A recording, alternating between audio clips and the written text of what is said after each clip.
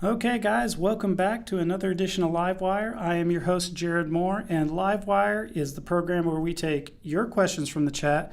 On tonight's program, we've had a viewer request to have on Mr. Or is is it okay to call you Dr. Russell Cobb? I don't, Dr. Russell Cobb. He is Oh my God. an associate producer at the associate professor at the University of Alberta, and he's also an author and a historian. He's been on the program before. You guys know him. And today we're going to be talking about high crimes on the Sand Springs line, which is a history bike tour that's going to be happening on May 30th. If you hear the interview and you like what you hear, there's a link to the event page in the description of this video. You can click it and go and try to RSVP for the event. So with that being said, I wanted to say thank you, Mr. Cobb, for joining us today. Thank you, Mado. So if you could you just tell us about the event and kind of like where the idea came for it? Well, the event is, like you said, a bike tour of really a segment of Tulsa and Sand Springs history that is, I think, not understood as well as it should be, because it's so pivotal to how the city went from being a creek town to the oil capital of the world. And a lot of shenanigans and crimes and hijinks ensued, many of which are forgotten or unknown. And so the bike tour, because it's really only about 6.5 miles from just west of downtown Tulsa to downtown Sand Springs, and it goes along what was the Sand Springs Railway. It was a passenger railway service. It's a really, really easy way to go and get out on a bicycle and do it, in a couple hours. And people can show up to this event, and the Tulsa Bike Club's going to provide a bike. Is that right? Or Yeah, well, you need to RSVP to me. So my just to my Gmail, which is cobbrussell@gmail.com, because Bike Club has graciously donated their resources, including bicycles. So if you don't have a bicycle, you don't have a helmet, they'll provide one. They're doing this kind of as a community service. They're just a fantastic organization. Maybe some of your listeners will know about them. They get into schools and teach students like how to ride safely, and sort of feel empowered by bicycles. so we already know your background with the history of Tulsa and Oklahoma generally and everything. How did you get involved with the Bike Club to put this event on? Oh, it's just being it was just a small town type of thing, because a guy I went to high school with does the community outreach for Bike Club, and I was talking to him about my work, and I was like, what'd be fun is like a bike tour, and he was like, we can make that happen. And I was like, really? How much would you charge? And he was like, no, we'll do this as like a community service event. I'm like, let's do it. Wow. Yeah, so we just kind of put our heads together and are organizing this. Hopefully it goes well. If it goes well, maybe we can make it more of a regular thing. Well, that was going to be my next question too. Is this going to be a recurring thing, or is this like a one-off? And you kind of answered it. You guys want to make it? Would it be like an annual thing or a monthly thing? Do you know? That's a good question. I could see, I'm probably not monthly. I don't think July, because I actually have done this once with a friend of mine. We organized one in July, and this was maybe about 3 years ago. And the only negative comment we got was, "Don't ever do this in July again." Well, we should kind of talk about the bike ride too. This is 6 miles there and back. If people show up to this, what fitness level should they be at, and how much of a chunk of their Saturday is this going to take up, do you think? Well, I am not an expert bike rider by any stretch of the imagination. It is, we're starting in downtown Tulsa. You kind of go down a little hill, and then it's really just an easy cruise until you get to Sand Springs. Then there's a little bit of a climb up into downtown. I'd say anybody who has familiarity and with biking will be fine. if you can't bike and you really are in for the history, you're like, I like the history part, but I don't want to bike. I am going to come up with, I am going to have like certain segments where, like, I can say drive here and meet us here, because we're going to have, that's one of the things that we're doing, and that Jonah at Bike Club told me to do is if people aren't advanced bike riders or even intermediate bike riders, you just break it up. So we go like a couple miles, 10, 15-minute bike. We go to this spot. And fortunately, there's just so many spots with rich stories to stop and do a talk. We can really break it up. I think we should be done maybe 2 hours. I'm thinking like half an hour there. Well, with some stops, we'll generously make it an hour and then an hour back, with maybe 5 to 10 minute stops along the way. So, since this was a viewer requested interview, there's a lot of questions in the chat already. But Oh boy. I wanted to give you an opportunity and ask you, like, I know this is going to be a long tour and I don't want to, spoil it. Is there like maybe a story that you're going to tell that you think is cool that we could just squeeze in real quick before we jump to the questions? Oh my gosh, there's so many. Let's just go with one, because it's so topical for Muskogee Media and for this thing. If people go to like West Tulsa or Sand Springs, you might have seen the Joe Station Dog Park. Mm-hmm. Joe Station. There's a plaque there that tells you about the namesake of Joe Station. His name was literally Joe Tulsa. And Joe Tulsa, the story it tells is completely wrong. It says that Joe Tulsa graciously sold his allotment to Charles Page to make way for the Sand Springs Railway. That is not at all what happened. Joe Tulsa was forced off his allotment, and like they say that he died, but he didn't die. He actually just moved way out near Bristow and continued to live like into the 1950s. And so we'll tell those kinds of stories. So like allotment stories, so the Klan is going to be in there for sure. Oh man. Yeah. All right. Well, I'm going to jump into these web questions. They're all from TY Pro right now. And I'm going to start with the first one. Charlie Page and Cyrus Avery's rivalry over Tulsa's water source was There Will Be Blood meets Chinatown meets Tombstone level epic, with both sharing backgrounds as Indian allotment swindlers. Elaborate. Do you have any comments to make about that statement? Well, first of all, that's like, I want to use that to pitch, pitch studios on like how cool this story really is, because that's a great pitch right there. And it's completely true that it was that diabolical with stakes those high, because Charles Page, and we'll see this on the tour, he had this plan. Well, what he did is he sold fresh water to Tulsans out of 5-gallon glass bottles.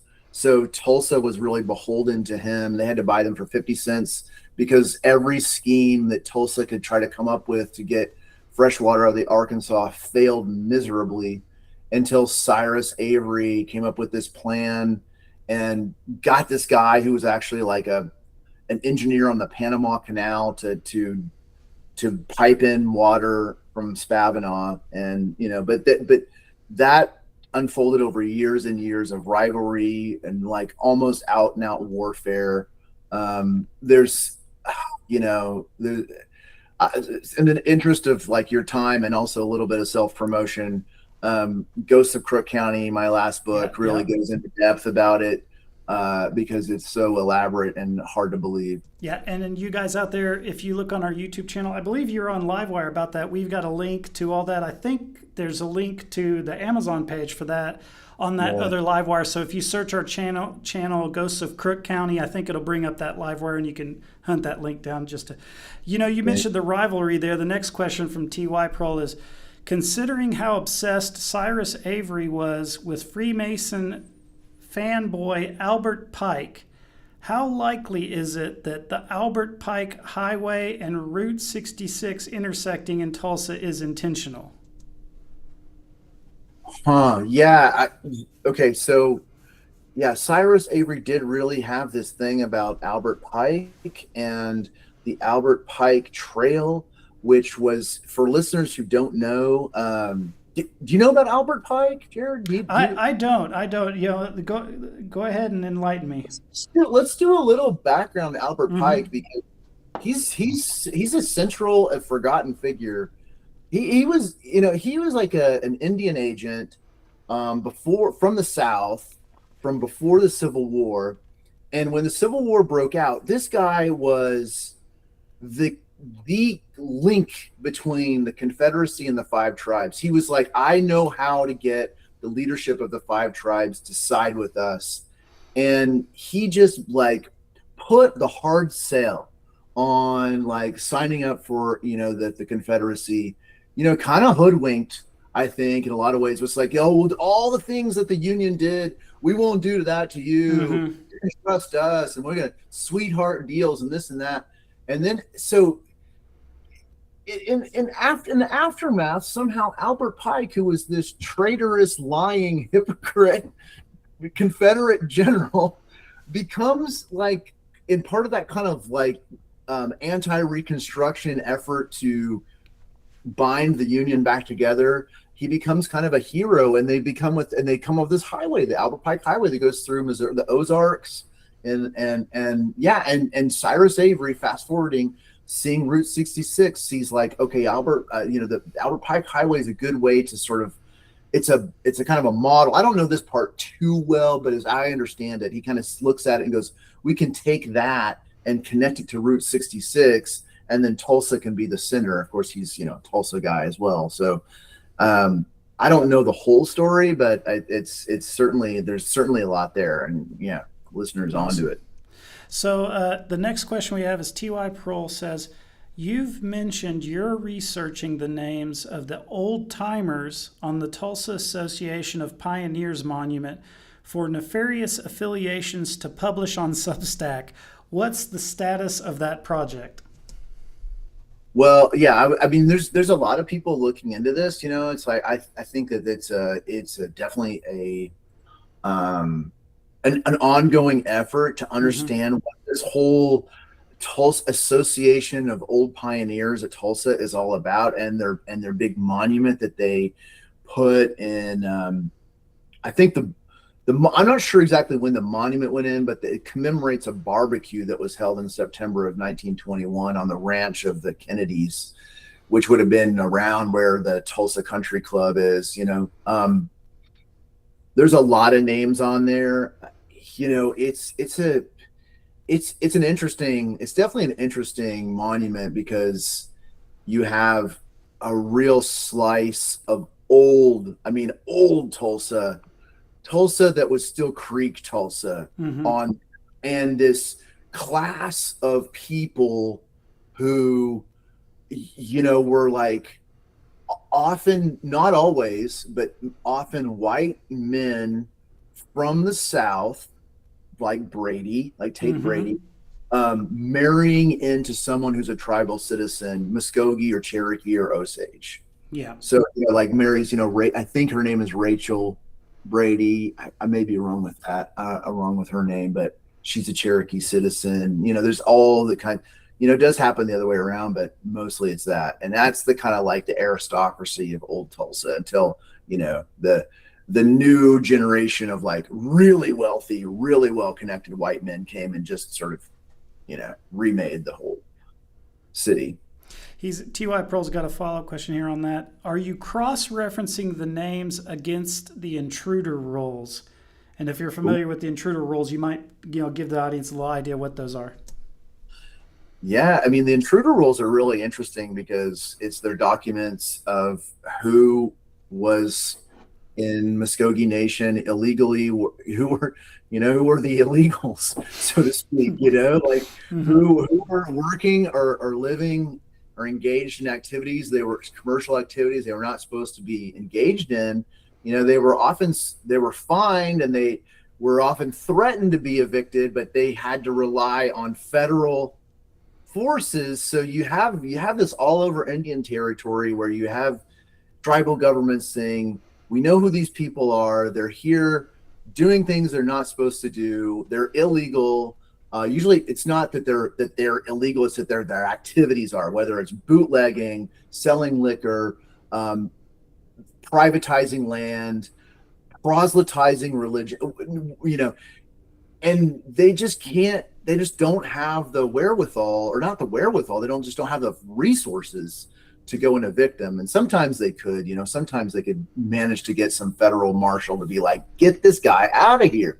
And they would, but I don't know that where's like a holistic, I've never seen like a comprehensive list of intruder rules. Do you know anything about that? Do you know where I might find? I do not know. That's the intruder rules. I've heard it mentioned before, but I myself haven't seen it like I need to do more research on that myself. T.Y. Pearl's also asking, who is the most surprising or noteworthy name listed on the intruder rolls in your opinion? Oh gosh, I mean, I don't know them well enough. I mean, the reason I came into contact with them was I did, just on Ancestry, just reconstructing family trees, I came across the name of my great grandfather, William B. Hogan. It is possible that it's a different William B. Hogan, but I mean, we know that the William B. Hogan was in McIntosh County, and that's where my great grandfather was. And, he was a lot like, these early intruders, kind of poor Southern, and you can track him moving west, from Tennessee to Arkansas to around Shakota and McIntosh County.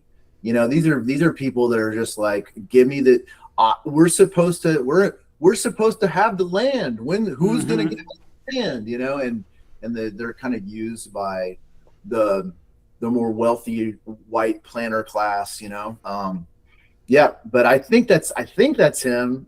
I'm not 100% sure, but yeah. All right, let's move on to the next one here. T.Y. Pearl says, how familiar are you with the details surrounding the landmark Louisa Mackey allotment case, United States versus Mackey, 1914, and Cyrus Avery's involvement?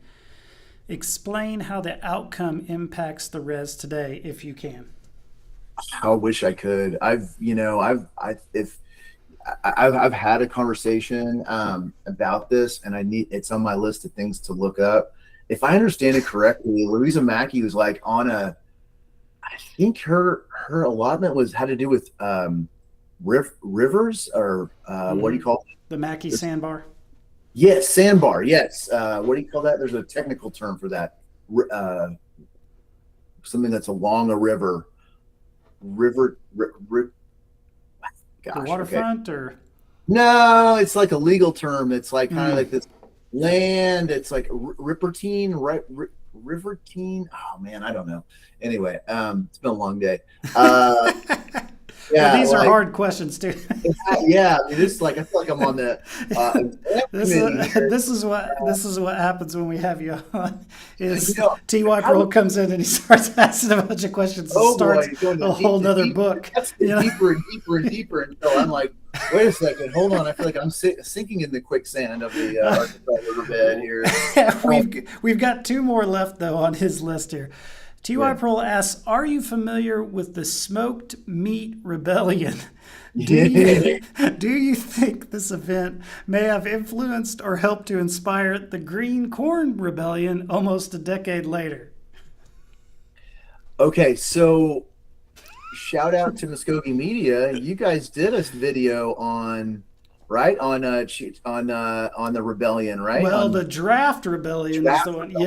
Yes, the Draft Rebellion. We did. Also came a little bit after the Smoked Meat Rebellion, and like the Smoked Meat Rebellion, the Draft Rebellion, a lot of it was kind of a media, what can we say, like a sort of a a story that when there was no there. Yeah, well, Thomas Britton, the guy who wrote the original article about the draft rebellion, used the term race baiting, is what he was saying. Okay. Yeah, that's what his classification for it. But yeah, like sensationalism, I guess you would say, or Sensationalist, sort of yellow yellow journalism. journalism. Yes. And I think that the smoke meat, because okay, this is going to get complicated, but let's try to make it simple because it's Oh, fascinating. you can make it complicated if you want to. Go for it. There's the first Chito Harjo rebellion that's legitimately a rebellion against allotment, right? And then there's this whole thing called the smoked meat rebellion, which also involves Chito Harjo, but it's kind of a race baiting sensationalist story that has to do with Oklahoma, this accusation that full bloods have stolen this white man's barbecue. I'm not even kidding. He was smoking some ribs or brisket, and he went out there, and these natives run off his barbecue. and and they, and he called out he and the posse went after them, and then it became like Chito Harjo was somehow involved, and they had taken the meat and then also like they eaten it and gotten all these other like rebels together that were going to start a big rebellion again, like in that area where the Green Corn Rebellion happened. And they called out the marshals and the federal troops. Mm-hmm. I'm getting a little fuzzy on the details here, but I do remember looking into it and being like, wait a second, this sounds like this was not really much of a thing. Like this was a bunch of accusations flown around Right. to carry out basically a persecution in the name of protecting this man's barbecue. Yeah, and Okay. and I might do a thing on the smoked meat rebellion. It sounds interesting. I hadn't heard of it, but we were talking about Chito Harjo and the various rebellions. If you guys go and check out the Muskogee Town lot frauds, which is also based on some work that Mr. Cobb did and posted on Substack, where you were focused on Governor Haskell, and I was just kind of like going in and pulling newspaper articles related to those town lot frauds. But if you look in the B-roll for that video, there are some articles that are right next to the articles that are the Muskogee Town lot frauds that are like, one of them is the sheriff of Henrietta getting a medal for going out and doing something to the people on the ceremonial grounds and stuff in relation to the draft rebellions and stuff. So it's like they're running there's so many articles that are tied to these historic rebellions and town lot frauds and things. Those old papers from that time period, it's just crazy how much of those papers are either